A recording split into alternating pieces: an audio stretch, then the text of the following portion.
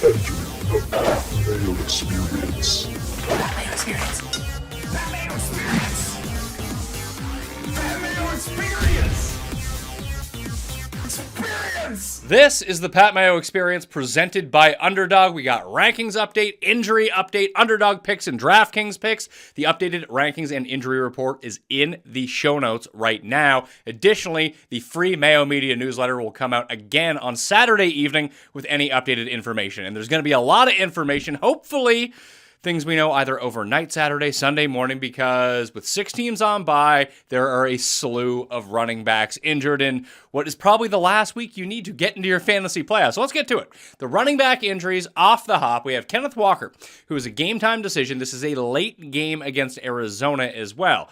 Right now, it looks like he is leaning into play, although it may not be in a full-time role. I still have him ranked over Zach Charbonnet at running back number 17, Charbonnet at running back number 22. I would expect more of the receiving work to go to Charbonnet this week in order to keep Kenneth Walker a little bit more fresh in this spot. And if they do fall behind, although we've seen Walker work primarily out of the receiving game through his amazing stretch about a month ago, that has started to shift back the other way towards Charbonnet now that Walker's been dealing with more injuries. Now, if Walker ends up missing this game, I would move Zach Charbonnet all the way up to number 12 in the running back rankings this week, making him the lowest of low-end running back number ones. DeAndre Swift is a game-time decision with a quad injury against the Niners. Roschon Johnson is already out. I've bumped down DeAndre Swift. Now, Nick Bosa not playing in this game on the 49ers defensive line, so that's good news for the Bears offense. But with Swift's injury, maybe he can break out a big one or two. It's not like they're the greatest running team on earth anyway. And if he is limited to some capacity, maybe some of his receiving game work will actually shift to Travis Homer now that Roschon Johnson is out, because that's why Travis Homer is beyond special teams, is there primarily to be a receiver. So if you cap his workload at, let's say, 70% rather than 90%, which you would hope, and not probably getting the goal line carries like he normally doesn't when Roschon is active, that I bumped him down to number 19 in the running back rankings now, and Travis Homer's at 36. If Swift was to miss this game, I would move Travis Homer up into the DeAndre Swift spot at number 19. That's right by Chuba Hubbard and Isaiah Pacheco, two guys who either have bad matchups or are in potential split situations with a lot of their upside being siphoned away by Kareem Hunt and Jonathan Brooks at this point of the season. It's just Homer, we've seen him, I mean, we saw him on the Seahawks for years. He's like, all right, and he might get enough volume to make it worth your while, or he might just absolutely reek and they don't run the ball, and all of a sudden you have 3 points in your lineup. I would not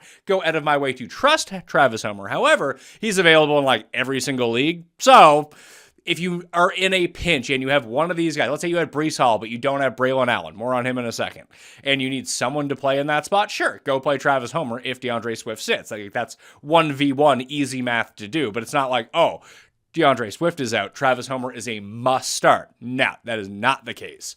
Bucky Irving is a game time decision for the Bucs with a hip and back injury. I have left him in the rankings for the moment right now. He is at number 13, so I did bump him down from 7 to 13 from the initial rankings, which were emailed to everyone on Thursday morning. That's when I'm emailing out all of the player rankings for the fantasy playoffs, and I have the past few weeks as well. They'll also include Thursday Night Football plays, sub for free, Mayo Media on Substack. I mean, just get sent right to you, and you get game-by-game notes, you get all the recaps. It's perfect. Just, support. Smash the likes up to the channel while you're here. Code Mayo and Underdog, all that fun stuff. Help us out while we go through that. So Bucky Irving, 13, Rachaad White, number 21, and Sean Tucker, number 45. Now, if Bucky Irving sits, Rachaad White will move from 21 to 16 in the rankings against the Raiders, only because I do expect him to get first crack and handle the majority of the receiving work, but they are 6.5-point favorites at home against the Raiders, so you would expect to see a lot of work on the ground. That's why Bucky Irving was rated so highly to begin with, that Sean Tucker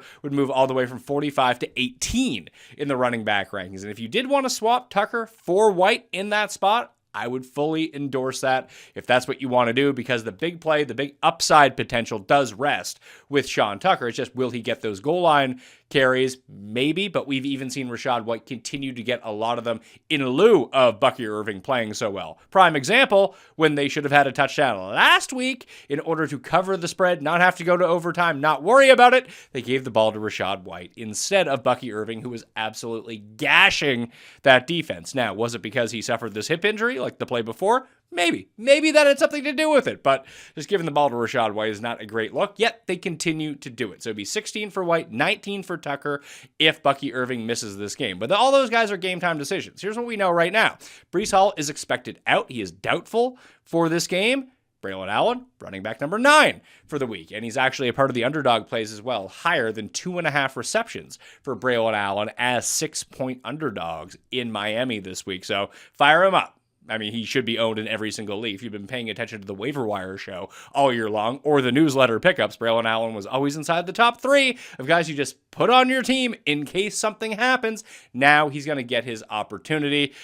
Should they, still split it up and not give it to Braylon Allen 90% of the time? That would suck. But even if it's a 70-30 split between him, Davis, Malachi Corley, whoever it might be in the backfield, still not that big of a deal. I would expect Braylon Allen to have the receiving game work and have the goal line work, which is the most important this time of year. Zamir White is out for the Raiders against the Bucs with a quad injury. Alexander Mattison is leaning in for the game. So the way this works out right now is Madison's at number 31 in the rankings, Sincere McCormick's at number 30 in the rankings, and Amir Abdullah is at number 40 in the rankings. Now, if if Alexander Mattison was to miss this week again, I would move Sincere McCormick up to number 26 and Amir Abdullah from 40 up to 27 in a potential catch-up spot. I actually like Sincere McCormick. I think he's pretty good.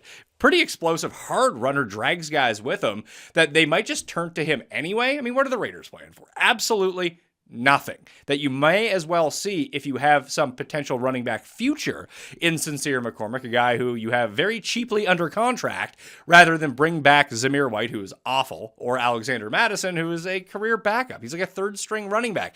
In a pinch, can you give him the ball? Yeah, he's not going to fumble. He's not going to absolutely break the game open for you. McCormick looks like a real dude. So you may as well see what you have with him. Do I trust Antonio Pierce to do that in this game? No, absolutely not. But I would have more confidence if Alexander Mattison wasn't around in that spot. But for the fantasy stretch in the playoffs, I would go add, Braylon Allen's already picked up. Obviously, Travis Homer would be the target this week. Garendo was the guy that everyone used all their waiver priority, their fab budget, whatever it might be on this week, with Mason and Christian McCaffrey out for the season. Sincere McCormick, if he has yet to be picked up in your league, you probably go pick him up right now as I'm talking and get him for free. Just throw him on the back end of your bench. He could pay some massive dividends through the back end of the fantasy playoffs. Or he does nothing, and you don't have to play him anyway, so it's not that big of a deal. There's no point of having a 6th receiver or 7th receiver or 3rd tight end or whatever on your team right now. Your fantasy roster should be comprised of defenses if you're going to the playoffs, that is. If you're not going to the playoffs, just fuck off. Who cares? No,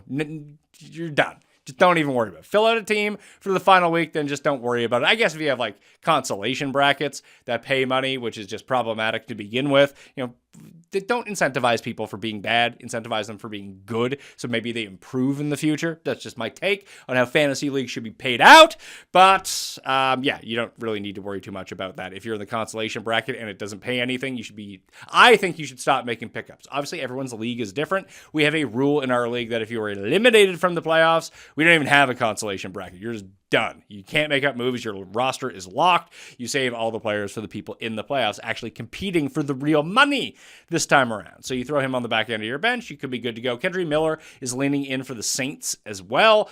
Under a new regime, not getting buried by Dennis Allen, maybe, especially with Taysom Hill out right now. I'm not expecting a lot from Kendry Miller in this game, but should anything happen to Alvin Kamara, maybe he ends up playing the final few games as the starter again. You don't need these backup receivers. You know what receivers you're playing.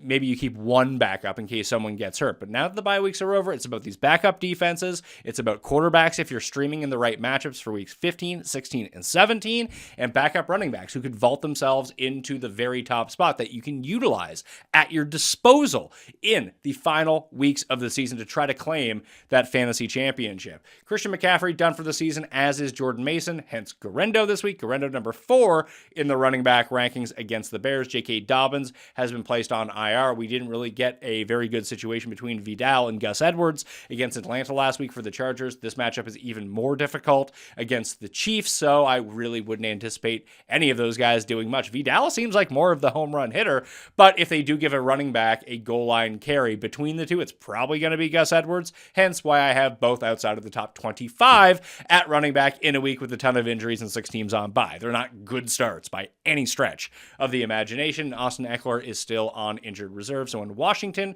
returns from its bye, you will see a lot of Brian Robinson, and maybe we'll see McNichols move more into that Eckler role for pass catching, or we might just get a full send Brian Robinson for the rest of the season, which would be very nice. Wide receiver injuries, we saw Malik Neighbors pop up on Thursday with this hip injury. Didn't practice on Friday. He's now a game time decision. The fantasy doctors out there are saying he's probably not going to play on Sunday. Now, if you are waiting on him, fortunately, he's in the early slate of games. I did move him down to number 27 in the wide receiver rankings, though. He's just untrustworthy at this point because of the injury. If he plays, maybe he gets injured. And he has Drew Lock throwing him the ball, which I hear is not great. And what's the upside going to be in this offense at not 100% anyway? He's still a decent option because of volume. And listen, he's Malik Neighbors. Maybe he breaks one. But we really haven't seen him do much since his concussion. So now he's dealing with a hip injury, which could keep him out this week or maybe even the rest of the year.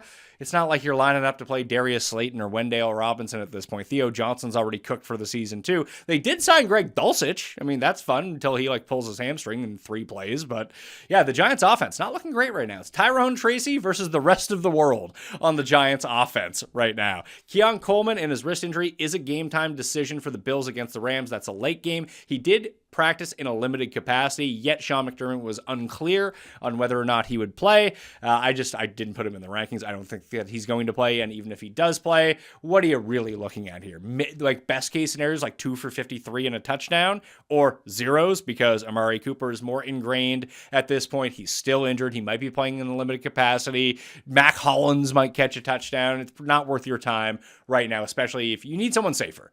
And he doesn't have enough upside to make that gamble if you're looking to make the playoffs right now. Cedric Tillman is out again with a concussion for the Cleveland Browns. The moment that Cuss found out who this guy was, he played 3 snaps, got a concussion, and hasn't played since. More run for Elijah Moore and Jerry Jeudy, obviously, and David Njoku. Those are the 3 pieces of the Browns that you want to play. Even in a difficult matchup against the Steelers, you can have your periphery pieces and your running backs that maybe you can go to if you want. I would not in this situation. Mecole Hardman tweaked his knee in practice on Thursday, didn't practice on Friday. He is likely out for this game against the Chargers. Jalen Coker was expected to return for the Carolina Panthers this week, but he will not. He is doubtful, expected out for this game. So more Thielen, more David Moore. David Moore's snaps will continue to be where we saw them a week ago, albeit in a much more difficult matchup against the Eagles this week, who are averaging 4.1 yards per play allowed during this winning streak that they're on. Over that same time frame, no other team in the league is giving up fewer than 5 yards per play. That is crazy to think about how good Philadelphia's defense has been. Just full no-go on any Panthers this week. Maybe Thielen, maybe Hubbard. I would go out of my way to not play those guys. Now, if you're talking about very low props and you want to go over, then maybe you can do that. But yeah, I'm in my fantasy lineup, and no thank you. Ladd McConkey is leaning in with his knee injury. Initially, I had him up at 11 in the wide receiver rankings. I've dropped him down into the high 20s, mainly because he's been dealing with a shoulder for a month. Now it's a knee for Ladd McConkey. If he makes it through this game, it might be a miracle. He's going to be out there, likely, because he is the premier option for Herbert. And we saw what happened when you took McConkey off the field. That offense went stagnant very quickly, that they're going to run him out there for as long as he's healthy, even if it's as a decoy, that he can either leave the game, maybe he is a decoy, but he's not operating at 100%, so he cannot be considered a run at wide receiver 1 or even a high-end number 2 at this point. He's a low-end number 2. Still a start, obviously, unless your team is awesome and has all the good options, but I wouldn't go out of my way to be like, oh yeah, I'm going to play, I don't know, who's a stupid name? Quentin Johnston. Would I play Quentin Johnston over Ladd McConkey if he plays? No, I wouldn't. No one would. Maybe he ends up being better. It's probably like a 80-20 opportunity for Johnston to be better. I just would not take that gamble right now. Devonta Smith is expected to play with his hamstring injury for the Eagles against the Panthers. Although, actually, I'm going to tweet out a few underdog plays a little bit later on. I took the lower on 5.5 targets for him. It just doesn't seem like a game where they need to pass a ton, especially to a guy in his first game back after missing a few weeks. Dallas Goedert out for the Eagles in this game too. Calvin Austin will return for the Pittsburgh Steelers against the Cleveland Browns. This is great news for a big play guy that they like to use in the seams. Obviously, he had the touchdown against Cleveland on the Thursday night game in the snow, but Cleveland just gives up huge plays over and over, and this is their speedster. Even if it's not necessarily like deep balls down the field, that's more or less Pickens in this offense. You have a fast guy who can break, make one guy miss, and go. So it could be a big spot for Calvin Austin here. I have him at number 44 in the wide receiver rankings because he's still Calvin Austin, might score 0 points. But if you're looking for that big play potential, like him, Marquez Valdez-Scantling, they're all a part of the same. Ray McLeod is another one. You throw them all into the same bucket, you shake it up a bit, you pull one out, and hopefully you draw that magic number. He is in that pool of guys who can absolutely break your team wide open right now. And he does have a connection with Russell Wilson, and he's playing a defense that gives up a ton of big plays. It makes sense now that he is back in to the lineup following passing concussion protocol. Alan Lazard will return for the New York Jets. DJ Moore is leaning in with his quad injury. Keenan Allen has been extracted from the injury report. He is going to play as well for the Chicago Bears in San Francisco this week. Romeo Doubs obviously missed the game on Thursday night with his concussion. Hopefully he can return 10 days from now for the Packers and for your fantasy teams. That offense simply works better when he is in there. They have more options. They can run more differentiated routes and put guys into the roles that they are supposed to play. Honestly, when you would think that if Dobbs was out, then Jaden Reed would absolutely go off. But no, he draws too much attention. He can't be that alpha number one. He needs a big body like Dobbs in order to distract and take some of the defense with him to allow Jaden Reed room to operate. I mean, it's not an indictment on Reed's talent whatsoever, but he does need easier opportunity for Love to get him the ball. So, I mean, he's kind of correlated with Romeo Doubs in that way, which is really weird considering that's not normally how we think about these things. Tight end injuries this week. Jatavion Sanders is leaning into play for the Panthers, returning from his neck injury. He's got the big neck. Now it's hurt, but now it's okay again. I'm just glad that he's okay. He was carted off the field 2 weeks ago. It looked bad, but apparently he's fine. Josh Oliver is back for the Minnesota Vikings. He will play a ton of snaps because he blocks a ton. His over-under right now is at 8.5 receiving yards. He just might be on the field enough to hit that. Not one that I love, but I just thought that was interesting that it was so low. It's one catch for Josh Oliver, basically. Jake Ferguson will return on Monday Night Football for the Cowboys. I would play him in this spot. I have him at tight end number 10. Dalton Kincaid is also expected to return for the Buffalo Bills this week, but I would not play him because there are just frankly better tight end options. And listen, if it would be one thing if Kincaid had been lighting it up before he got injured, and he still might not even play, so you'll have to wait in that circumstance anyway.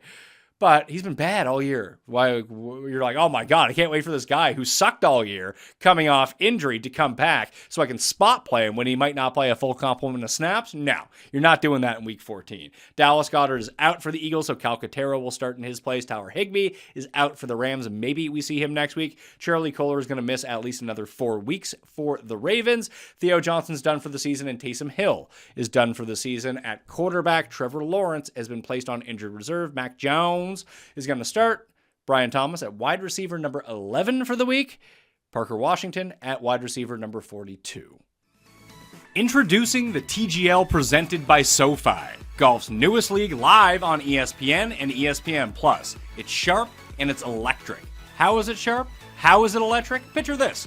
2 hours of hammer-dropping, overtime-forcing, playoff on-the-line golf with 24 of the best players from the PGA Tour, like Tiger and Rory and more, split into 6 teams: Atlanta, Boston, Jupiter, LA, New York, the Bay. This isn't your average Sunday pickup game. To learn more, visit tglgolf.com and tune in to the inaugural season beginning January 7th. Keep up. It's golf.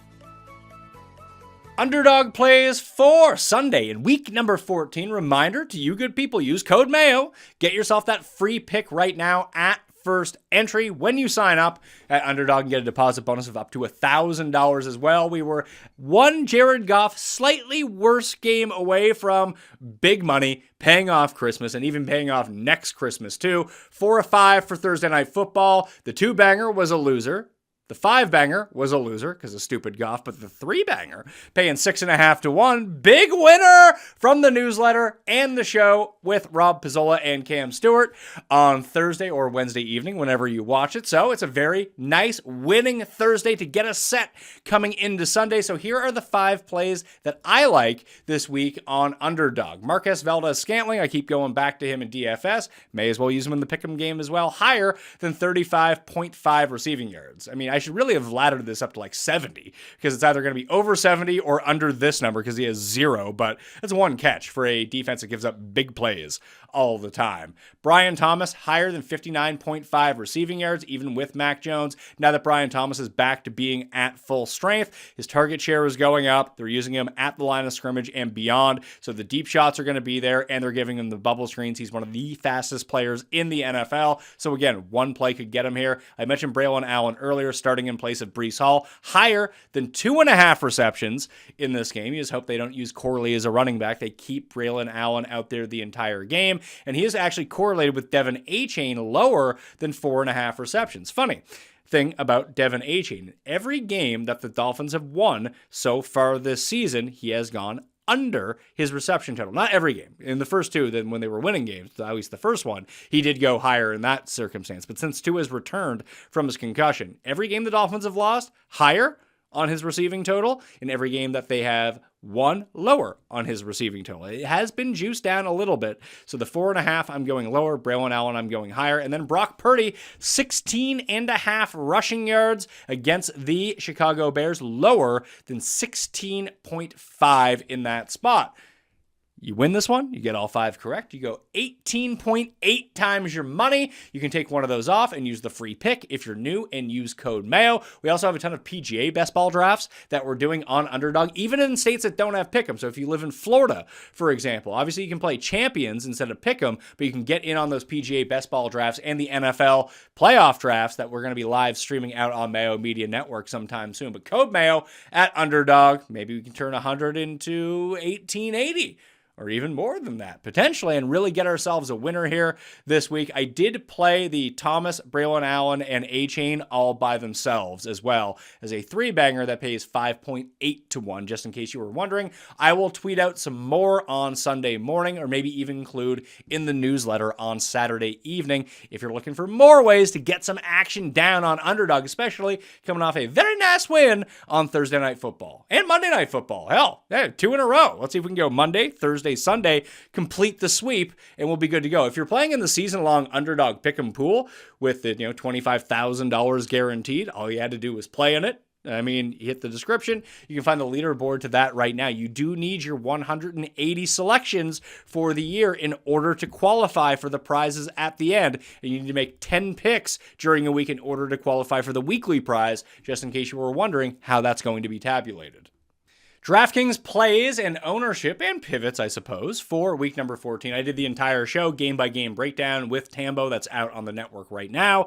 If you want to go check it out, I'm using the Run the Sims optimizer and projections. Code Mayo at Run the Sims, even for the rest of the year. It's a pretty cheap deal. Get yourself a discount, especially at this time of year when people are lazier. There's more injuries, especially when we get into week 17, 18, over the holidays. People aren't paying attention. You're going to want the good projections in order to get yourself some monies. And you can get it through the Super Bowl as well, so make it easy. And they have the underdog tool, the prop tool. It's all up there, so runthesims.com. Check it out. Running backs, Kamara, Garendo, Charbonnet, Braylon Allen, and Saquon Barkley. Now, the projection system is calling Kenneth Walker out for this game, so I guess it's telling you at this moment that 23% is where we're seeing him come in. So I think that gives you an idea, should everything go to shit on Sunday morning and that we don't know. I think that fewer people will end up playing Charbonnet, especially if we don't have the confirmed Kenneth Walker news, simply because that is a part of the late set of games that you don't want to wait around. He's $4,800. Like, who do you pivot to? You might end up having to play Travis Homer in that spot. I suppose what you could do is keep a bit more money on the table, because Braylon Allen's only $500, but you'll have known if he's played or not in that spot yet. Juwan Jennings is $5,200. So if you could do a 2v2, if you really wanted to play Charbonnet, for example, you move Jennings into your flex and you take a defense down $400, swap the money, and it gives you a 2v2 out if you really wanted to play Charbonnet. But Kamara, Garendo, Charbonnet, Braylon Allen, and Saquon Barkley looking like the top 5. I personally don't think that Barkley gets that high, being $9,000. And if he is, I can almost assuredly tell you that he will be paired up with both Garendo and Braylon Allen, because that is the way to save money this week, or one of the cheap tight ends.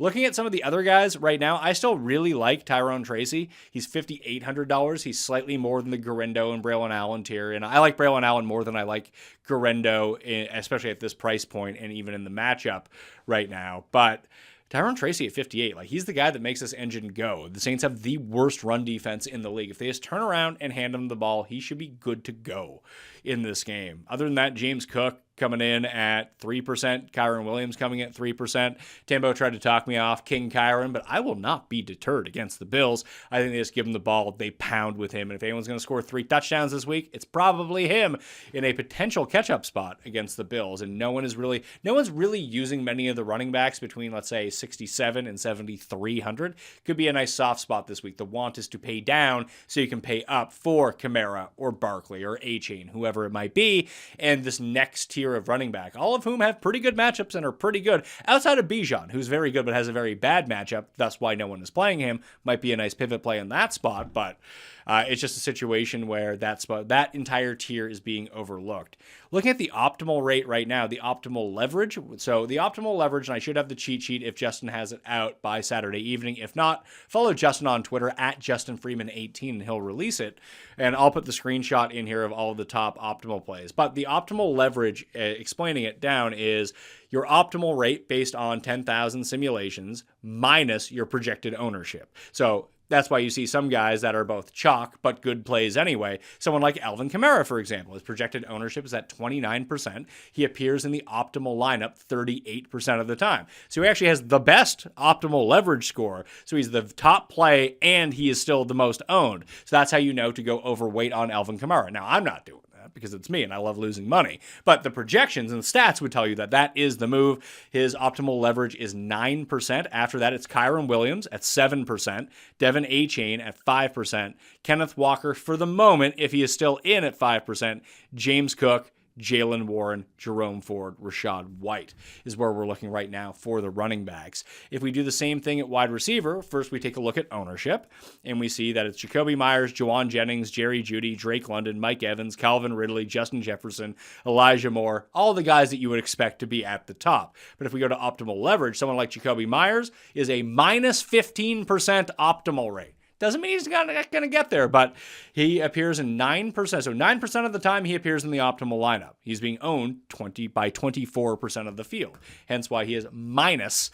That's a pretty big negative too. So the worst plays on the slate: Myers, Evans, Jeudy, Juwan Jennings, and Elijah Moore by their optimal leverage. Now, it is worth noting that Juwan Jennings appears in the optimal lineup 16% of the time. Drake London appears in it 14% of the time. That doesn't necessarily match. So it's not that you have to avoid them because they have the negative optimal or leverage score. It's just you don't want to build a lineup entirely full of the negative leverage guys because everyone's just going to have those lineups and they don't necessarily jibe with anything. So I would take the guys, mix in a few of those, then you go to the top of optimal leverage. George Pickens is number 1. A.J. Brown is number 2. Brian Thomas, who I think I'm playing like 90% of, is number 3. And I have a ton of Marquez Valdez-Scantling. If you went through the show with Tambo and I, you'll see that my mini stack from that game that I tried to put, because it's so cheap, if you want to pay up at certain positions, especially at running back, Tyrone Tracy and MVS are pretty nice together. MVS is 46, Tyrone Tracy is 58, and it just naturally makes you a little bit more different because you're not playing Garendo or Braylon Allen at this point, just to keep that in mind. Right now, Neighbors actually still has a very high, hello Neighbors, leverage score, but he might not play play, so take that with a grain of salt. At quarterback, obviously the quarterback is whatever you want to make of it in terms of stacking and how you want to build some of these lineups. But Levis, Kyler, Darnold, Caleb, those are the top 4 in terms of ownership right now, followed very closely by Aiden O'Connell, Jameis Winston, and Brock Purdy. So the highest priced quarterback of that bunch is $6,200. In full disclosure, my main lineups this week, I'm playing that 111 contest that looks pretty cool, and the 150. I have Josh Allen as my quarterback in one and Jalen Hurts in the other. Like, if no one is going to play the 2 best quarterbacks on the slate, I'm going to take my shot at 2% or 1%. Maybe they suck. Maybe they don't get there. Maybe because they are so expensive, it just kills me in other spots. But if they go off like they can do, then all of a sudden you are lapping the field with those guys because no one else has them. I didn't even pair them up with anyone. I might go back and put in Calcaterra with Hurts, but because Goddard is out now. But even so, I don't think you need to do that. You just hope that they rush in touchdowns and they throw a few along the way and they absolutely lap everyone instead of trying to pick. Like, I like Levis. I'm playing Mac Jones. I mean, Mac Jones, I might play in a $50 single entry as well, just because, for lulz on Mac Jones, and he doesn't project out to be very highly owned at all. But I don't really see that big of a difference between him and Levis. You get Brian Thomas, who the stats agree is already one of the best optimal leverage plays on the slate. So you go Mac Jones, you go Brian Thomas, bring it back with Ridley or Pollard, or even put in Parker Washington to pair it up even more and save even more money instead of using MVS. And you can pay up for basically anyone you want. However, when we take a look at the top of the optimal leverage, it's Derek Carr, Russell Wilson, Bryce Young, Aaron Rodgers. If we go to the top of optimal rate, Sam Darnold is number 1, then Levis, Kyler, Russell Wilson, Aiden O'Connell. So, the Jalen Hurts, Josh Allen, they don't project out that well because they're so expensive, even in terms of the optimal. So they're not good plays. I'm not sitting here telling you it's great, but how I like to play these things that I either kind of want to finish inside the top 10 or not cash at all. I have very few min cashes in some of these bigger tournaments. And I'm playing to win, and I'm trying to go off the beaten path with guys with super high upsides in these spots instead of trying to figure out if this is a game where Darnold actually throws 350, 3 touchdowns and not, 195, 2 touchdowns, and that's it, where that's just simply not going to make it work because you need to pair it up with everyone else along the way. So that's where I'm at with quarterbacks this week. Tight ends, it's Bowers and McBride week all around. So Bowers 21%, Njoku and McBride both at 13, Hawkinson at 12. That's the pair up with Darnold that we're seeing most often. In the optimal rate, Bowers, McBride, Juwan Johnson rates out really well, but I always worry with Juwan Johnson when Taysom is out. I get that he's $3,400. He makes a lot of lineups work. Although the Giants have been the best against tight ends so far this season, that's worth noting that whenever you play Juwan Jennings, Foster Moreau gets all of the touchdowns, thus rendering both of them inert because Moreau will end up like 2 for 7 and a touchdown, and Juwan Johnson will have like 3 for 53 and nothing else. So he's not really doing anything for you.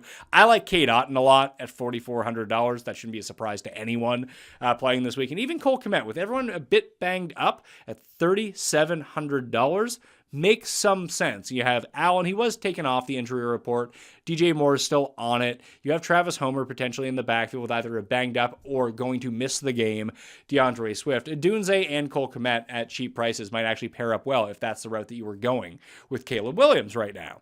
In terms of the optimal leverage, Kittle, Juwan Johnson, Kmet, Pitts, and McBride are the top 5. So even though McBride is 13% owned, the second highest owned tight end, still has an optimal leverage score in the positives, one of the few over 2% in the positives this week at tight end. And then finally, defenses. I landed on the I played the Eagles in one of them, but I landed on the Browns a lot. I landed on the Jags, Titans, and Falcons a lot just to save the money if I couldn't get up to the very top of the pricing, which I think is going to be pretty difficult to do.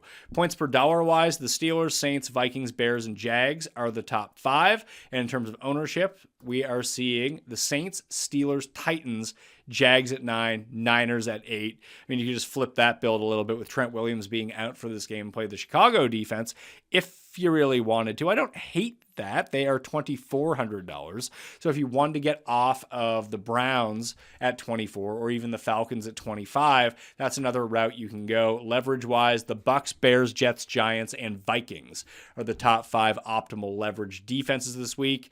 We take a look at the worst ones on the board: the Saints, Steelers, Titans, Jags, and Falcons. I still like the Jags and Falcons a little bit. I played a little bit of the Titans, but I played so many Brian Thomas lineups along with either a Calvin Ridley or Pollard bringback that I tried to stay away from those defenses as much as I could. So maybe even mixing in the Bears and some of my Browns spots will end up being the better move for me. And that saves you the money that you need. If you can get up to a defense, it would be the Eagles. For me, I know that they're super expensive, but what's their ownership right now? It has to be 1%. Let's see.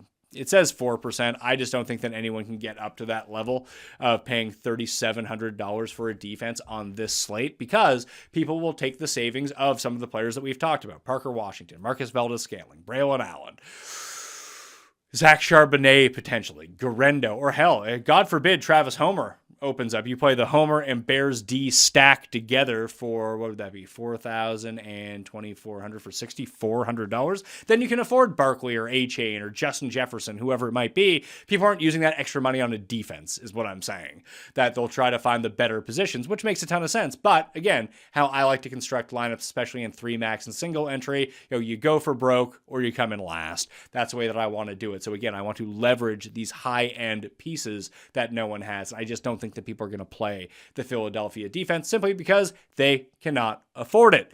The fresh newsletter comes out on Saturday evening for week number 14. More bets, more picks, more injury updates, updated rankings, and I'll update those again on Sunday morning in case anything changes. All right?